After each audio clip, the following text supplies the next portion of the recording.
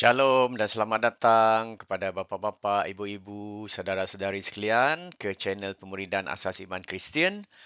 Nama saya Marcus ya. Jadi sebelum kita menghabiskan kira-kira 15 ke 20 minit untuk kita belajar topik mengatasi stres dan kekhawatiran dengan iman, saya pimpin kita di dalam doa.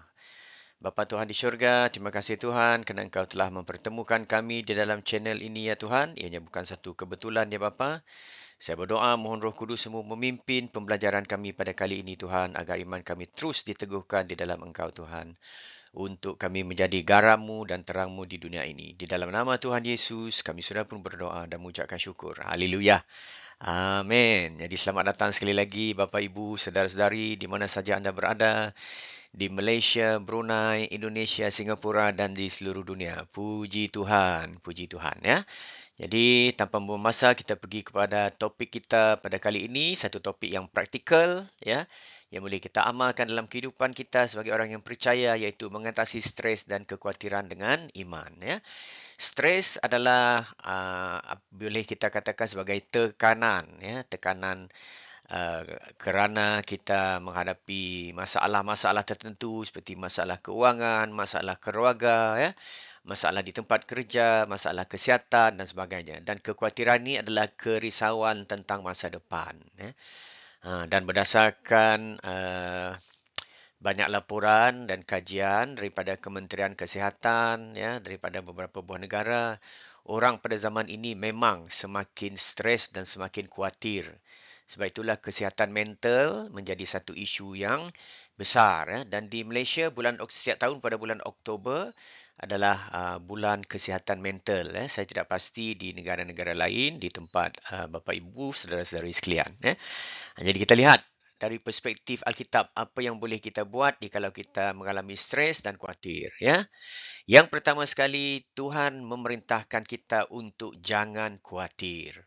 Jadi ini adalah sesuatu yang memang tidak senang, tidak mudah untuk kita lakukan kerana pemikiran kita ni memang selalu risaukan tentang perkara-perkara yang tertentu, risaukan tentang masa depan, risaukan tentang kesihatan, risaukan tentang anak-anak, risaukan tentang keuangan dan sebagainya.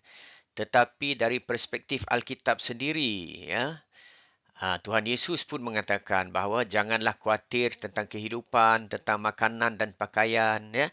Jangan khawatir tentang benda-benda yang asas ini, ya, seperti Matius 6:33 mengatakan. Ini pun satu ayat yang popular, ya.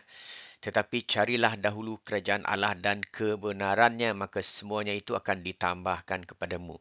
Jadi ini ajaran Tuhan Yesus ya, yang mengatakan bahawa kita kerisauan dari dalam ataupun kekhawatiran di dalam hati kita tidak akan menambah satu hari hidup kita. Ya, kalau kita khawatir dengan benda-benda asas seperti pakaian, makanan, ya, tentang kehidupan, kita adalah seolah-olah seperti orang yang tidak percaya. Kerana bagi Tuhan Yesus, kita sebagai anak-anak Allah, ya, setelah percaya kepadanya, maka Allah yang akan memperuntukkan semua ini. Jadi kita patutnya yakin, kata dia. Ya. Jadi jangan khawatir.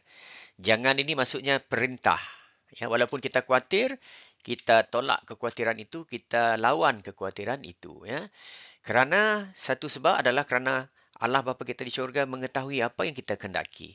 Bahkan sebelum kita berdoa pun Allah di syurga sudah mengetahui. Ya. Dan fokus kita adalah lebih kepada dahulunya adalah mencari kerajaan Allah. Iaitu berdoa, membaca firman-Nya, bersekutu dengan saudara-saudara seiman, ya, berjalan di dalam kebenaran dan sebagainya, maka Allah akan ya menyediakan kesemua yang lain. Ini bukan bermaksud kita tidak perlu makan, tidak perlu minum, tidak perlu bekerja. Bukan itu maksudnya. Tapi prioritas kita, ya, keutamaan kita dahulu adalah mencari Tuhan dan berjalan bersama Tuhan. Ya. Dan maka Tuhan akan buka jalan untuk perkara-perkara ini dipenuhi. Ya. Jadi yang kedua adalah apabila kita berasa risau, khawatir dan juga stres, ya, satu senjata yang boleh kita gunakan untuk melawan rasa stres kita, rasa kekhawatiran kita adalah dengan doa. Ya, Filipi pasal 4 ayat 6 dan 7 mengatakan, janganlah hendaknya kamu khawatir tentang apapun juga, apapun, ya. Keuangan, kesihatan, anak-anak, keluarga, ya, jangan khawatir. tetapi nyatakanlah itu. Ya, dalam permohonan doa. Maksudnya, kita berdoa, memohon campur tangan Tuhan dalam kehidupan kita. Jangan khawatir di sini maksudnya kita berdoa dengan iman. Ya. Ya, jadi apapun masalah kita yang kita hadapi, tidak kira di rumah, di tempat kerja, ya, di sekolah, universitas dan sebagainya, ya, berlututlah dan berdoa dan bawa segala kekhawatiran kita di hadapan Allah. Ya. Saya pun dalam doa-doa saya akan membawa perkara-perkara ini, kadang-kadang khawatir tentang banyak perkara, ya, sebab kita ini manusia, ya, hidup di dunia ini yang banyak cabaran, hidup dalam tubuh kita yang daging ini, yang sentiasa risau ini, pemikiran kita ini yang sentiasa risau, ya. Jadi letakkan semua itu di kaki Tuhan, ya. Dan bila kita mencari Tuhan, kita berlutut dan berdoa kepadanya, maka kedamaian Tuhan itu akan tetap dalam hati dan dalam pikiran kita, ya. Dan doa ini penting sebab dia mengalihkan fokus kita daripada masalah kepada Tuhan. Sebab apa yang kita fokuskan itulah yang akan menjadi besar. Kalau kita ada kanta pembesar seperti yang kita lihat di sekolah dulu, ya, untuk melihat objek yang kecil itu menjadi besar. Jadi kalau kita fokuskan perhatian kita, pemikiran kita kepada masalah kita, maka masalah itu akan kelihatan besar, jadi kita semakin khawatir. Tetapi kalau kita fokus kepada Allah kita yang lebih besar daripada semua masalah yang kita hadapi, ya, maka ini akan memberi kita ketenangan, keyakinan, ya, dalam cabaran yang kita hadapi. Sebab itu, jangan putus-putus berdoa, teruskan tekun berdoa. Ya, tidak kira siang, malam, pagi, petang. Ya, sebab doa ini adalah percakapan dengan Tuhan. Boleh di dalam kereta kita berdoa, boleh sebelum tidur kita berdoa, ya. Boleh bila kita bersendirian kita berdoa dan sebagainya. Ya. Jadikan doa ini sebagai satu amalan harian. Ya, seperti kita bernafas. Sebab doa adalah nafas rohani. Yang ketiga adalah kita mempunyai iman, percaya akan janji bahawa Tuhan kita memelihara kita. Jadi di sini bila kita membaca Alkitab, ya, kita membaca firman Tuhan, ya, kita melihat janji-janjinya, maka kita berpegang teguh pada janji-janjinya. Kita boleh klaim dan tuntut janji-janjinya sebab kita anak-anaknya. Kalau kita hambanya, kita tiada hak untuk menuntut. Tapi kita adalah diangkat oleh Tuhan, ya, Allah Bapa menjadi anak-anaknya. Jadi kita adalah ahli waris. Waris apa? Waris kerajaan syurga. Jadi apa janji-janji Allah dalam Alkitab itu milik kita. Kita boleh tuntut dan klaim. Ya. Jadi bila kita khawatir dan risau, kita boleh berpegang pada janji Allah ini, ya, dengan kita menyebut firman Tuhan ini. Ya, segala perkara dapat kutanggung dalam Dia yang memberikan kekuatan kepadaku. Ya. Ini contoh firman yang kita gunakan. Ya. Dan Tuhan seperti yang kita ketahui setia memelihara kehidupan anak-anaknya. Ya. Tuhan Yesus adalah gembala yang baik yang menjaga domba-dombanya dengan baik. Ya. Dan setiap hari kita perlu menyerahkan kekhawatiran kita kepada Tuhan. Inilah yang saya selalu lakukan, ya. Sebab kita sebagai manusia memang pikiran kita dipenuhi dengan kekhawatiran, ya. Tapi kita belajar untuk berlutut dan menyerahkannya kepada Tuhan dan minta Tuhan beri kita iman dan kekuatan, ya. 1 Petrus 5:7 mengatakan, serahkanlah segala kekhawatiranmu kepadanya sebab Dia yang memelihara kamu. Jadi kita kena serahkan.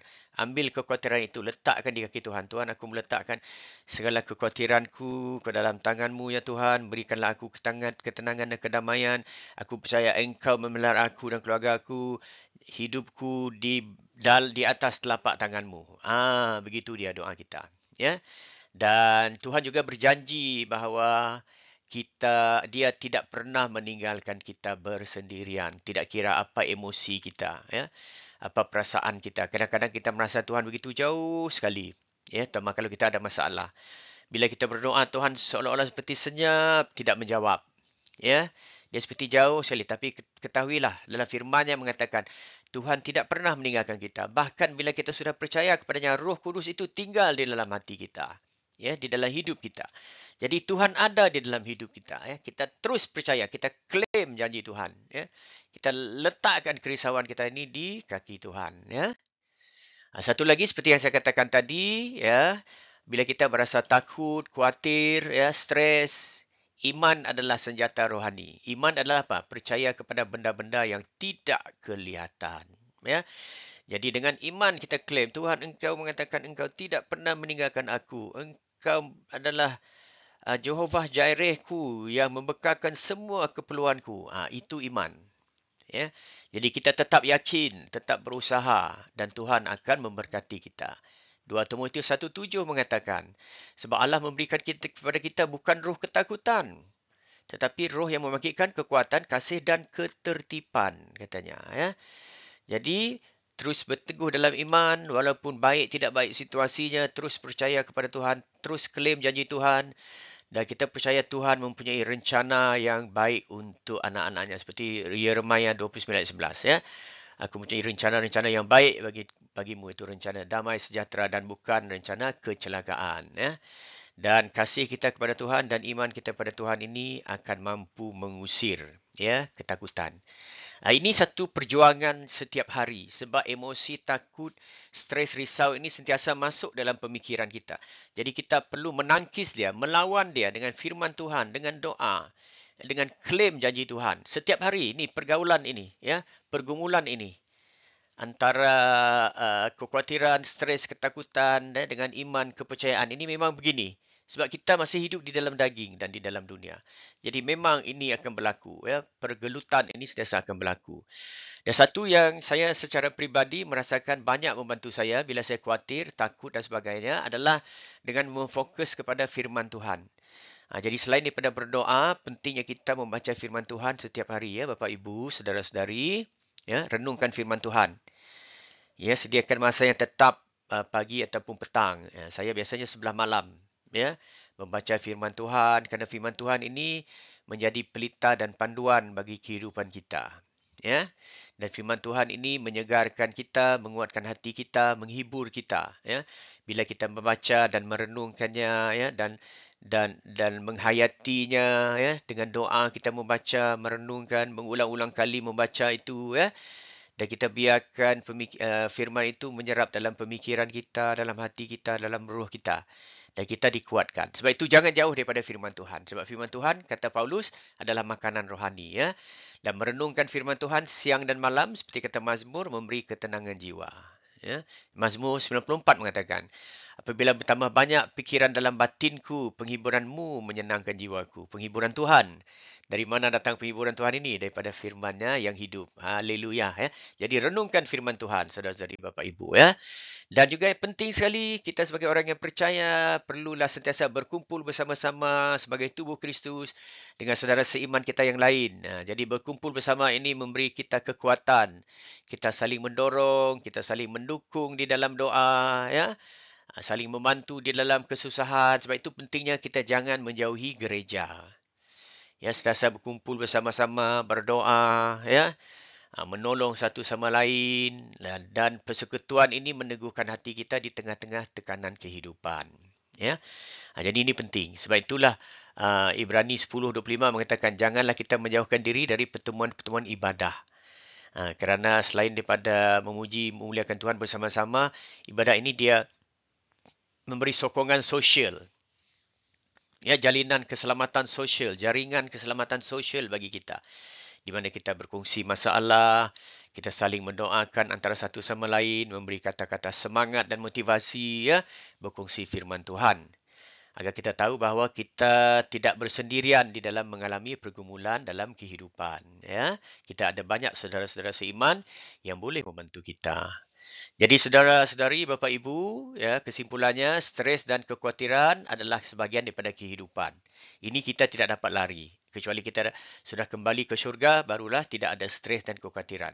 Tetapi iman dan kepercayaan kita memberi kekuatan untuk mengatasinya. Iman kita kepada Tuhan Yesus Kristus, dan iman ini memberi kita kepercayaan bahawa Tuhan peduli, Allah peduli. Ada lagu itu, Jadi Tuhan peduli dan memegang kendali hidup kita. Jadi kita terus berjalan di dalam iman setiap hari, Jadi doa, firman Tuhan, dan komunitas iman, di gereja adalah alat yang Tuhan sediakan untuk memberi kedamaian dan ketenangan kepada kita.